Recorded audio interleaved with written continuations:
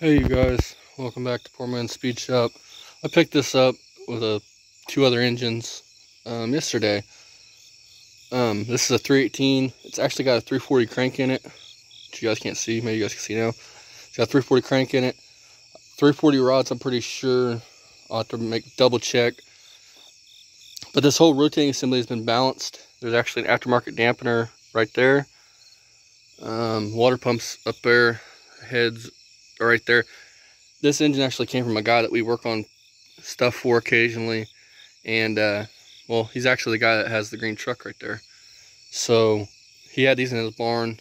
Actually, he bought this one, another one, and another one for that truck before the engine that he put in it, that we put in it for him a couple years back. I suppose this is a 318, but it's got 340 crank in it. I'm not sure if it's what it is.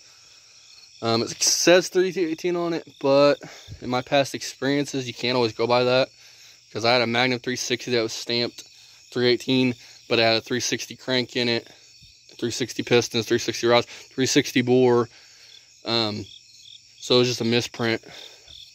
So yeah, there's this one. I got two other ones out back.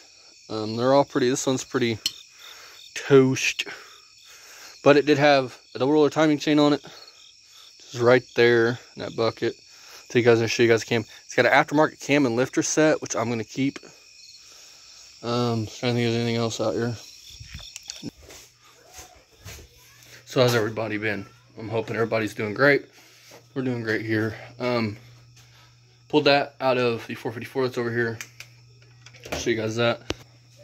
I do have a video of pulling this apart. This is the 454 for the Buick that we're going to build for the Buick. And then it'll be pulled out and put in the Malibu maybe. Thing was gone through at some point. It's got brand new bearings in it. But I'm probably going to put bearings in it anyways because I'm already here. Might as well go ahead and put new bearings in it. And it's not really a waste of money. It's got new cam bearings in it.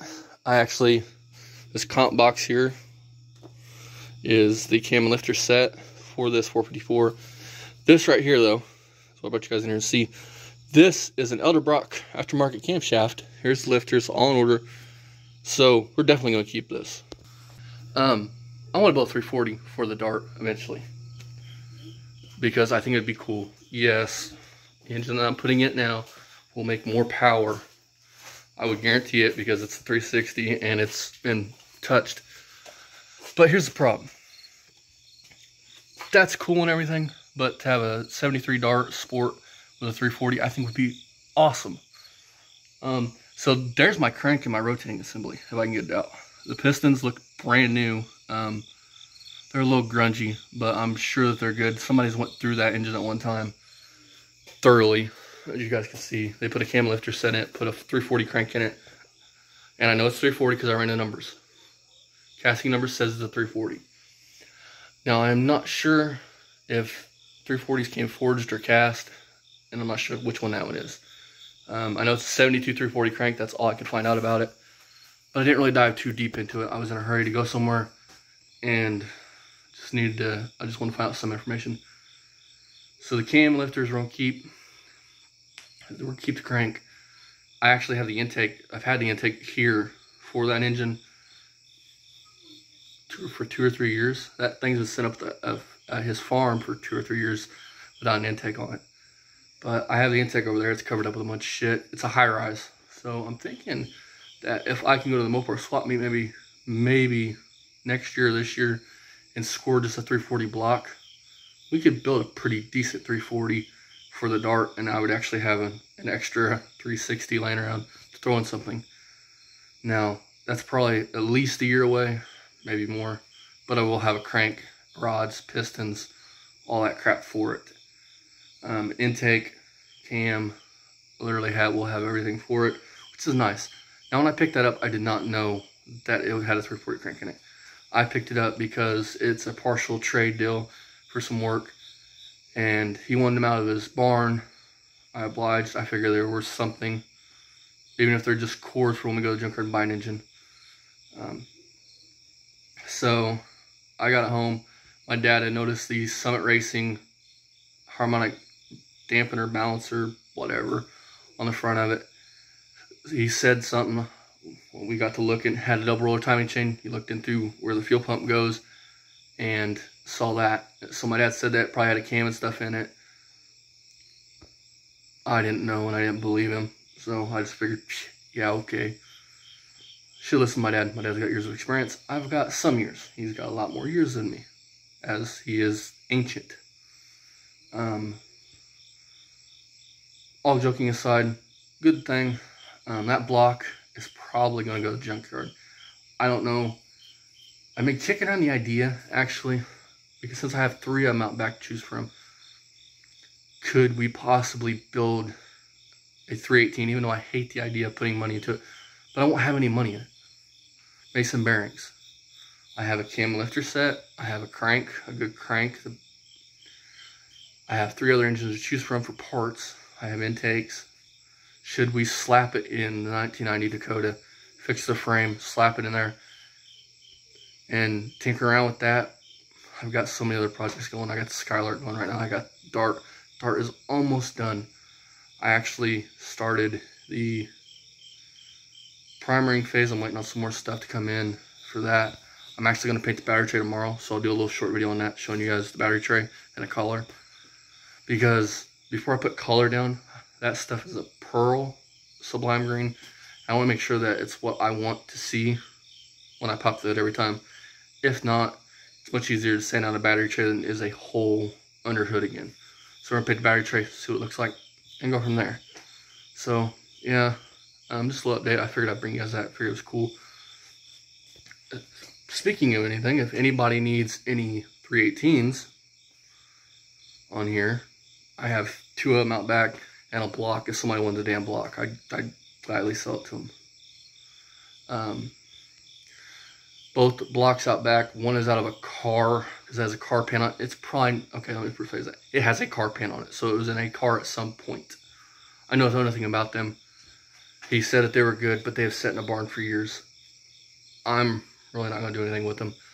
The one has a truck pan, but I have a 318, 340 oil pan and pickup if somebody wanted a truck intake, or truck engine to put in a car. It's already got a 4-barrel outer rock on it, intake, and some other stuff. Really, all I'm pulling off these engines, besides that one I'm keeping every bit of performance stuff I can keep. Because you never can have too many performance parts laying around. Only other thing I'm going to keep is a dipstick tube, because I do not have one right now for the 360. I've actually been using the Big Block 400 one, which does not read right. But we haven't started up, thank God. So I'm going to keep that. I'm going to keep a couple fuel pumps off of them, because the Dart will be running here in a month or 2, and I want to make sure that if something goes wrong fuel pump wise, I have an extra one laying around. You can always have extra parts like that laying around for your cars.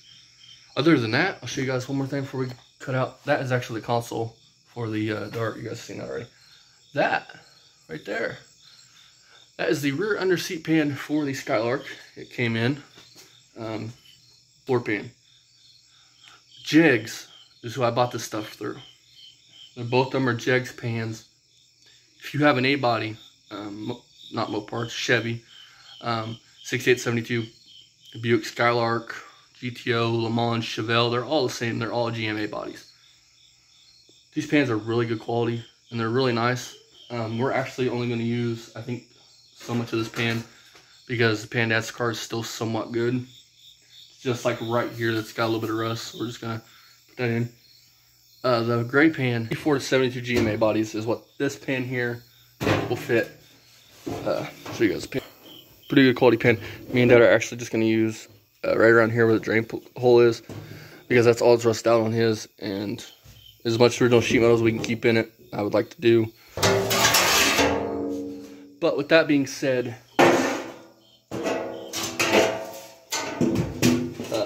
this floor pan won't be going to, the rest of it won't be going to scrapyard or even put on my back bench for sheet metal. As you all know, I have a 1965 Pontiac Le Mans Sport Coupe that belonged to my uncle who has passed. My aunt, which is his wife, sold it to me. Actually, her son, which is my cousin, sold me the car. So I bought it. We're going to use a lot of that, rest of that pan, to fix the floor in that car. So that'll be coming up too. I'm going to yank the engine out the minute this 360 goes on the Dart and go through it because it needs it. So yeah, I think that's all the updates for now, guys. I think there's anything else. No, I'm gonna leave you guys here. As always, guys, thank you guys for watching the 10-minute rambling video. I just thought I'd give you guys some updates on some stuff. Stay tuned, there will be a Dart video coming up soon. But I want to make sure that the paint I ordered is a paint that I'm gonna like and is gonna look the best under the hood. So there's that. Thank you guys for watching, liking, commenting, subscribing. I'll see you guys next time here on Poor Man's Speed Shop. One more thing. Next video on the Dart will be me stripping the under hood. I have to edit that, and it's like an hour video. So it will be coming up here soon. We'll put that together, you guys can see it. And I'm using aircraft remover to strip it. So there's that. And then primer. So thank you guys for watching. See you guys next time. I want to thank everybody that subscribed because I didn't realize I would get to this point. Even at 100, I'm pretty proud of that. So thank you guys.